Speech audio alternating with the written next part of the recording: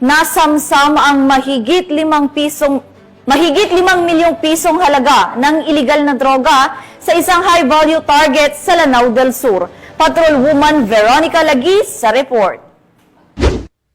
Nasamsam ang 5.1 milyon halaga ng shabu mula sa naarestong high-value target sa isinagawang drug by bus operation ng mga operatiba ng Marawi City Police Station sa Barangay Basak, Malutlot, Marawi City, Lanao del Sur nitong 11 ng Hulyo taong kasalukuyan.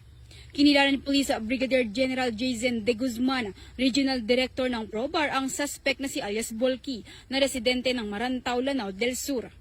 Ayon kay PB Gen De Guzman, naging matagumpay ang naturang operasyon dahil sa pinagsanib-pwersa ng mga tauhan ng Marawi City Police Station at Lanao del Sur Police Provincial Office na nagresulta sa pagkakaaresto ng suspect at pagkakasamsam ng 750 gramo ng shabu na nagkakahalagang 5,100,000 pesos. Sa ngayon ay hawak na ng otoridad ang suspect at mahaharap sa kasong paglabag sa Republic Act 9165 o Comprehensive Dangerous Drugs Act of 2002.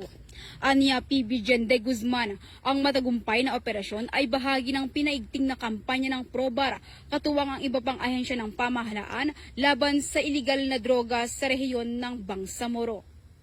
Mula rito sa rehiyon ng Bangsamoro, ako ang inyong Police News Network Correspondent, Patrolwoman Veronica Lagi, alagad ng batas, taga-taguyod ng Balitang Pulis.